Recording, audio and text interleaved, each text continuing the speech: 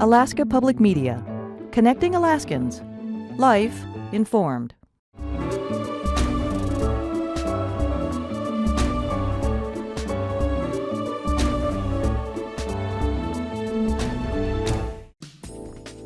Welcome to Alaska Weather, a production of Alaska Public Media and the National Weather Service, Alaska Region.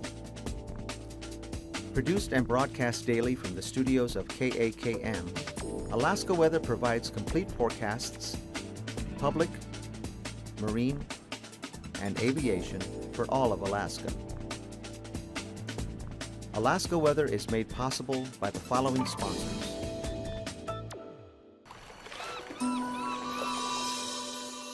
Sometimes the best way to find a living is to stay right where you are and study with UAS online.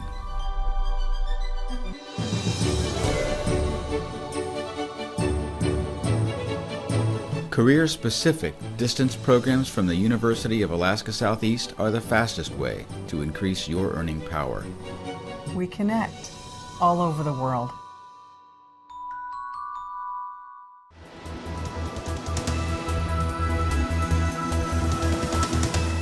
The National Weather Service. Hello again, everyone, and thanks for joining us here at KAKM for Wednesday's edition of Alaska Weather. I'm Dave Percy.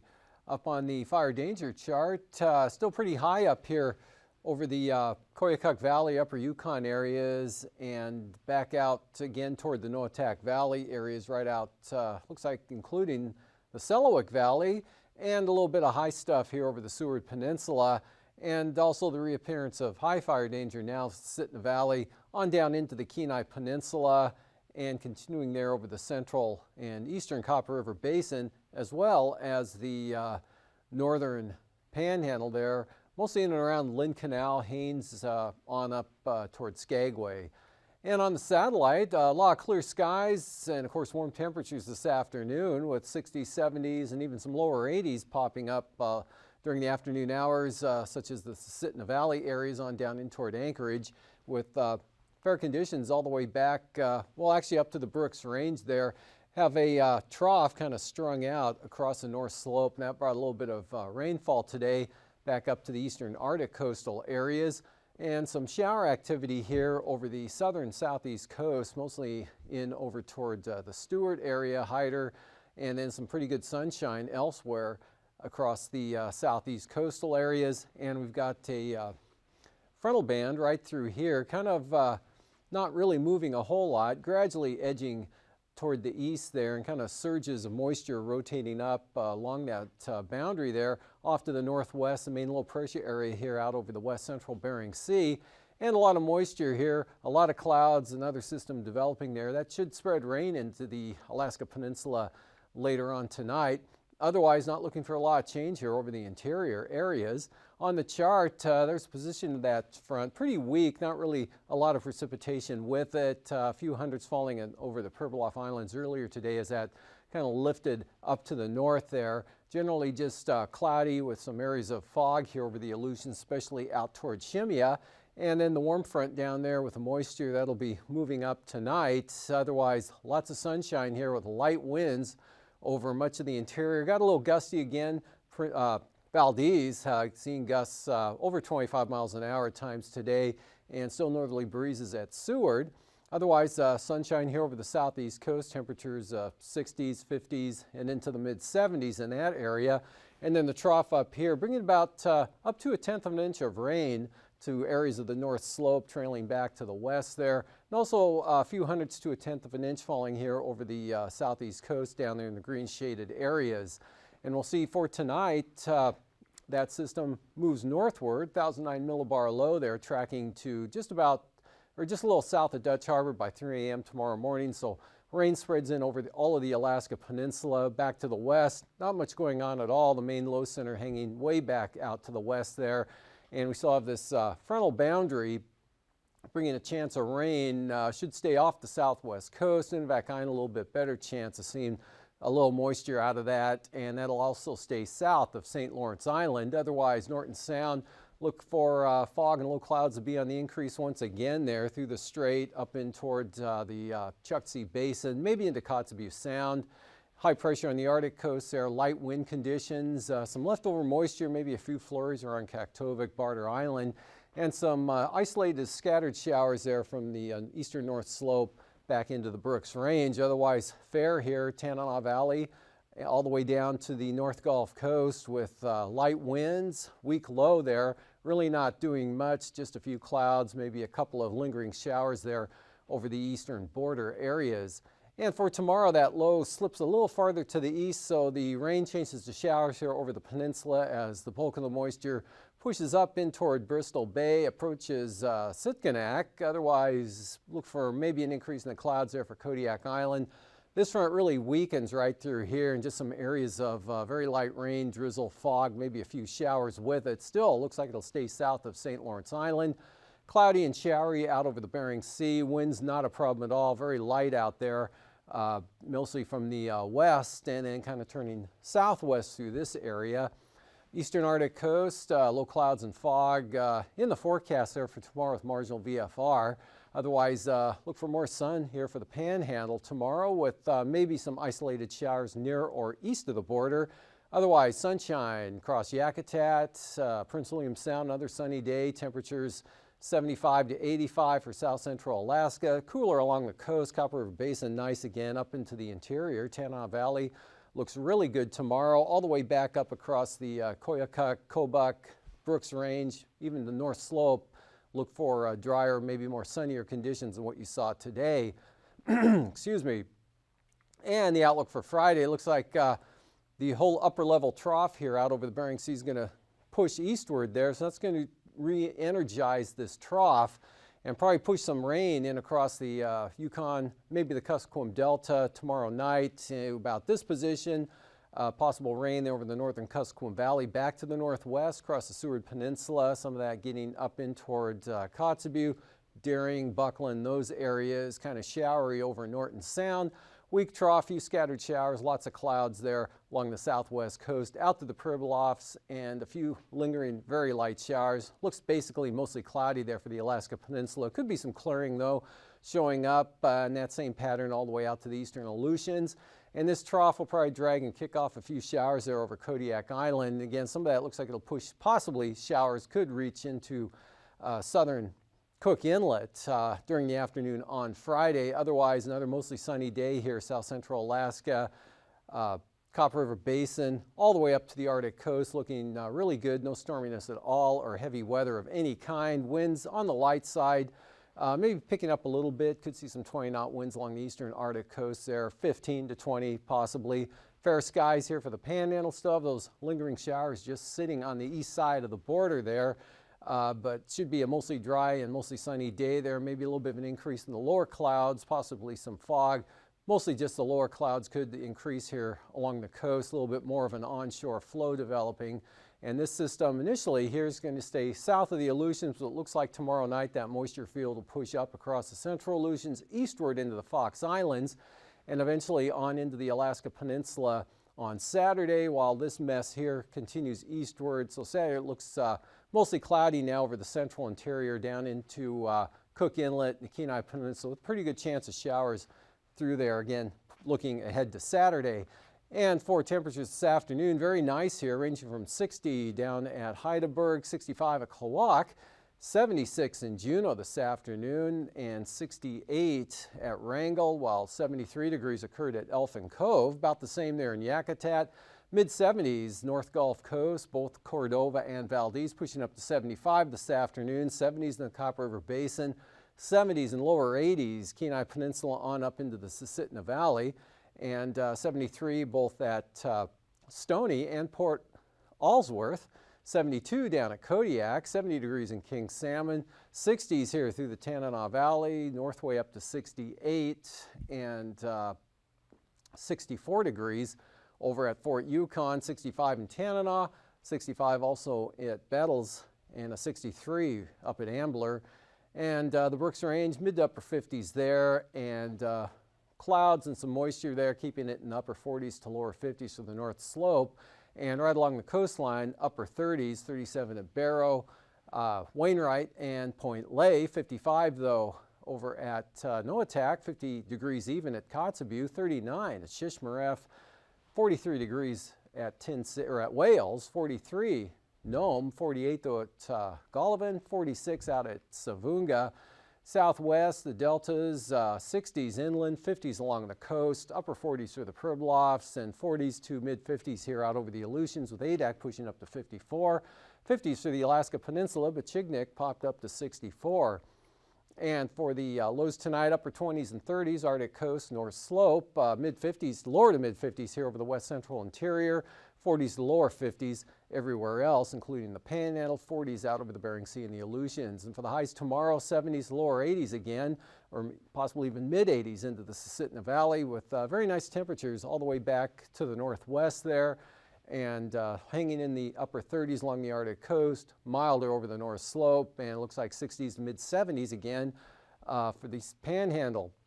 Flying weather looks like tomorrow morning, marginal VFR here, central eastern Arctic coast, as well as the southern Panhandle to start with. That'll burn off by the afternoon. IFR here possible for the Alaska Peninsula, with all that moisture out here along and west of the southwest coast of the Pribilofs. Marginal IFR with a chance of IFR there for the Aleutians. And then for the afternoon hours, well, I'll just jump into the passes. Anaktuvik, VFR, in fact, all the passes looking really good, all open, Lake Clark and Merrill, VFR, another VFR day for rainy, Mentasta, windy, Isabel, Portage, Tanita, all VFR tomorrow. And for Chilkoot and White, same forecast, VFR. Freezing levels, upper level high, we've got 10,000 foot freezing levels going on here, about what it was over Anchorage this afternoon, with 32 degrees, occurred at about 10,500 feet. Cooler air mass up along the Arctic coast there, where it's 2,000 feet, and roughly about 8,000 to 9,000 over the Panhandle, and then a big cool pool there over the west central Bering Sea associated with that upper low that eventually toward the weekend will be pushing eastward in toward the southwest coast. And for icing, just an area of possible rime icing occurring here in this shaded area from the Alaska Peninsula up along that frontal boundary across Nunivak Island, but south of St. Lawrence Island, all above about 8,000 feet. And looking at the winds aloft, upper low out here over the west central Bering Sea, southwesterlies at about 80 knots there, so she'd be pulling that next low eventually into Bristol Bay and then into the interior on Saturday. Northerly winds, offshore flow here out over the North Gulf Coast area, Gulf of Alaska, eastern Arctic coast getting clipped by some 100-knot northwesterlies, again at 33,000 feet. And at 9,000 feet, pretty light winds here under high pressure over the interior areas, 5 to 15 knots, variable north of the Brooks Range. Light winds for the Panhandle, southwesterly, or winds maybe at 25 knots here southwest of Kodiak and the Alaska Peninsula, and that's about it. Pretty light over the Bering Sea as well as the Aleutians. 3,000 feet, same pattern, 20 to 25 maybe here for the Alaska Peninsula, south of Kodiak Island. Light winds, North Gulf Coast, all the way up to the Arctic coast. Light also along the west coast, Panhandle, light winds, light and variable. And for turbulence, none expected with all the light wind conditions there. So moving on to the break. After the break, I'll be back with the marine forecasts.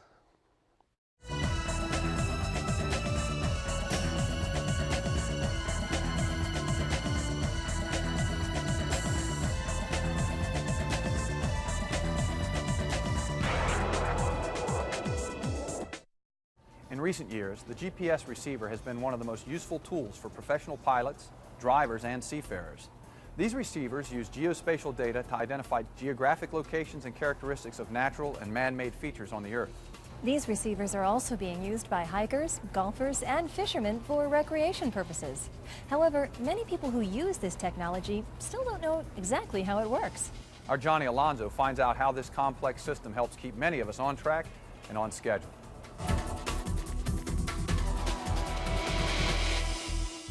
Trying to figure out where you are and where you're going has always been a challenge. Navigation and positioning are crucial to so many activities, and yet the process has not always been easy. Thankfully, the days of navigating by celestial means or landmarks are long gone since the introduction of GPS, or the Global Positioning System. So what is GPS? For some answers, I spoke with Dr. Kevin Dutton at NASA Langley to find out how it works. GPS stands for the Global Positioning System, And like the name suggests, it's a system to find your location anywhere on the Earth or near the Earth's surface. And the way it does that is by using radio frequency broadcasts from orbiting satellites. Can you tell me why GPS was originally developed? It was developed by the Defense Department to meet all of their navigational needs. For example, aircraft and ships at sea. And now even individual soldiers carry little receivers like this in the field to find out where they are. The Global Positioning System consists of a constellation of 24 satellites and their ground stations working together. GPS uses these man-made stars as reference points to calculate positions accurate to a matter of meters, and in some cases centimeters. As long as you have a GPS receiver and a clear view of the sky and a map, you'll never be lost again. Today, GPS is finding its way into cars, boats, planes, construction equipment, farm machinery, even laptop computers. So how does the system work? Let's say you're backpacking and you have a receiver with you. You're going to turn on that receiver. Now the GPS satellites are constantly broadcasting a signal, all 24 of them, but above you at any one time there's only 12 available, and then the other 12 are on the other side of the Earth. Okay. So your receiver is going to listen and try to find at least 4 of these satellites directly above you, and then it's going to determine a range to each satellite, and it's going to use those ranges and the known locations of the satellites, and it's going to do some mathematical calculations and a process called trilateration, and it's going to figure out where that GPS receiver is. That'll also give you altitude, and it'll give you speed and the direction that you're traveling in. A standard GPS receiver will not only place you on a map at any particular location, but will also trace your path across a map as you move. If you leave your receiver on, it can stay in constant communication with GPS satellites to see how your location is changing. With this information and its built-in clock, the receiver can give you several pieces of valuable information like how far you've traveled, how long you've been traveling, your current speed and your average speed. Also, the estimated time of arrival at your destination if you maintain your current speed. There's a lot of uses that they hadn't really thought about when they developed the system. For example, later on it was discovered that if you put multiple antennas on a vehicle, like an aircraft for instance, you could actually get attitude. You could figure out its orientation and whether it was rolling or pitching or yawing. Other things that they didn't realize they could really do were, for instance, seismologists use it for earthquake detection and to find out when tectonic plates are actually shifting apart. It's that good. Something else. Yeah. Very interesting. Sure. So that's how it works. So the next time you want to know where you are or where you're going, don't reach for a map. Reach for your GPS. Now, which button is it here to press for a date for tonight's gathering at church? That's all for this edition of NASA's Destination Tomorrow. Thanks for joining us. I'm Steele McGonigal. And I'm Kara O'Brien. For all of us here at NASA, we'll see you next time.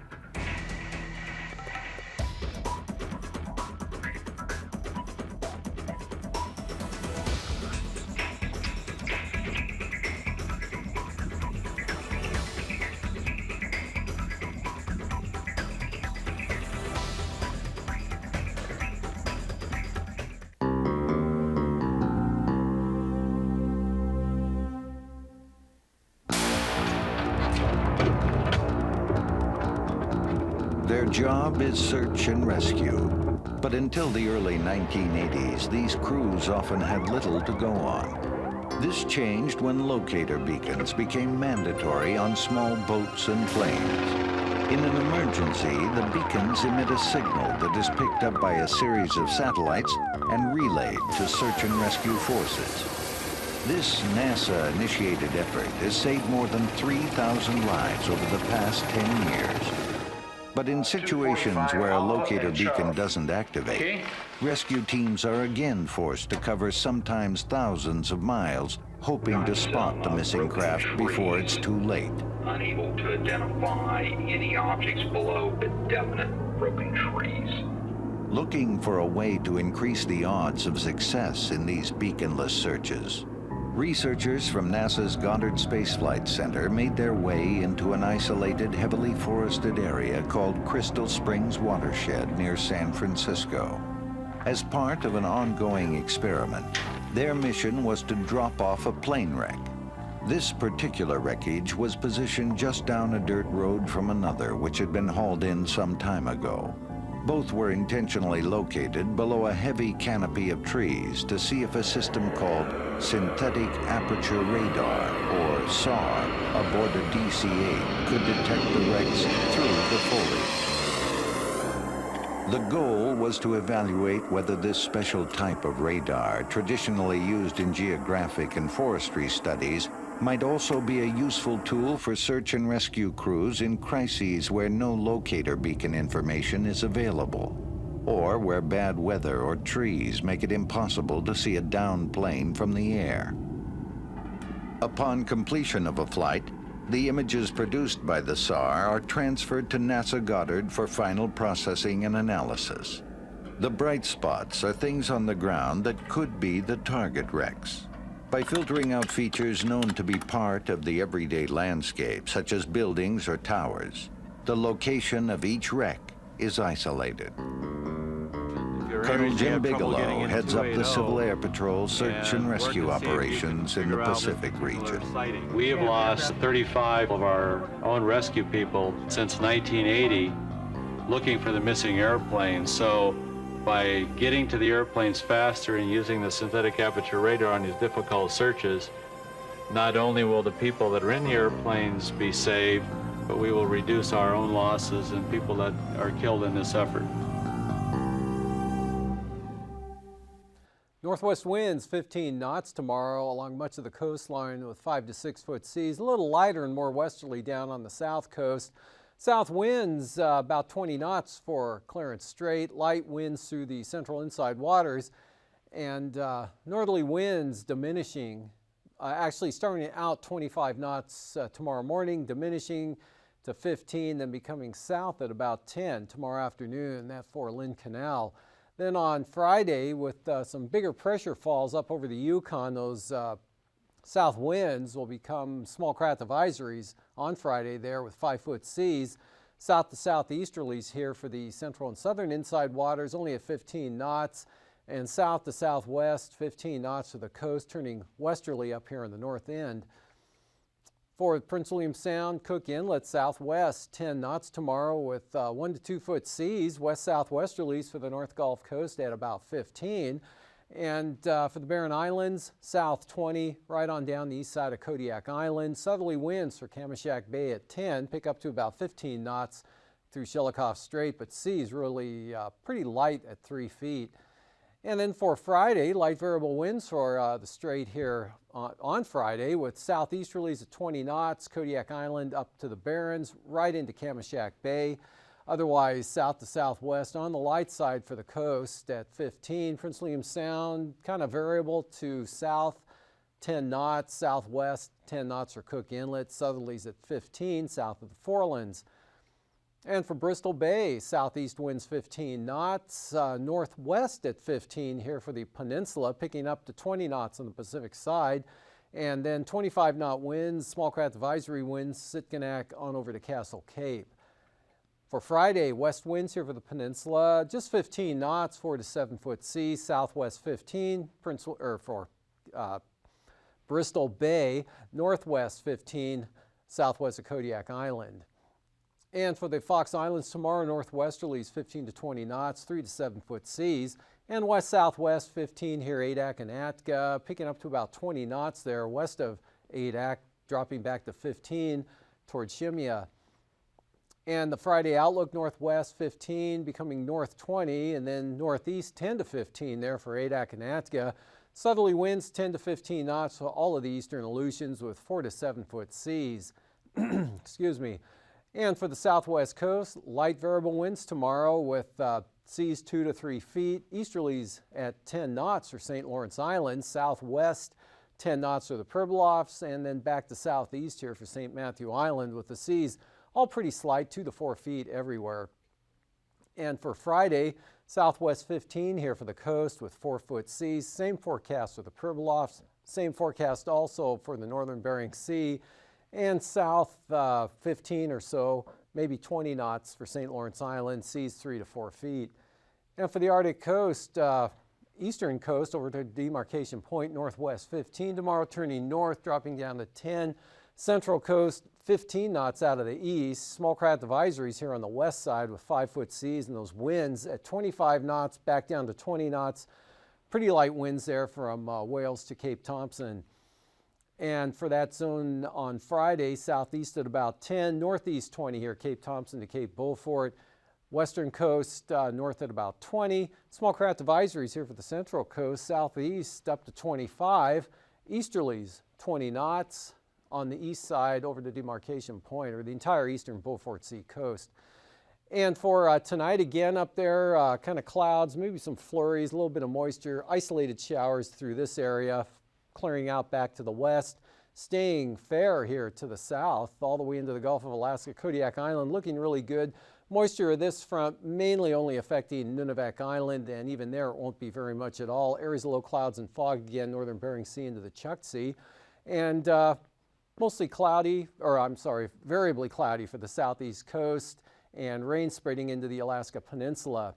Then on Thursday, tomorrow, that system spreads moisture up across Bristol Bay, maybe reaching possibly Togiak, and for the most part staying west of Kodiak, and then the rain scattering out to showers over toward Cold Bay and Falls Pass.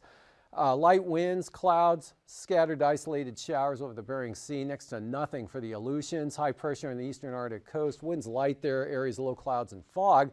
Sunny and warm again over the interior, 70s, 60s, 70s into the lower, possibly mid-80s, especially the Susitna Valley. Another nice day for the Panhandle. And then for Friday, another nice day for the southeast coast. Moisture slips into the maybe the Kuskokwim Valley back to the northwest as that trough aloft heads into the coast and pushes that moisture on inland. Some showers may develop over southern Cook Inlet down to Kodiak Island. Otherwise, another sunny day here from Prince William Sound, Copper River Basin through much of the eastern interior. And the Panhandle again, mostly cloudy or mostly sunny with some low clouds and fog. Have a great evening. These forecasts are to be used for planning purposes only. Call 1-800-WX-BRIEF for a formal pre-flight briefing. Always file a flight plan before you go flying. The U.S. Coast Guard Auxiliary urges you to leave a float plan with a friend or the harbor master before you go boating. Alaska Weather is made possible by the following sponsors.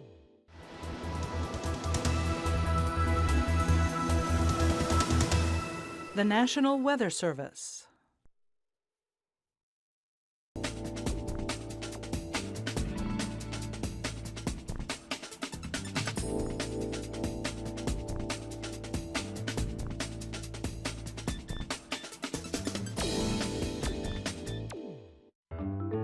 I have twin boys, Ethan and August, and they're about a year and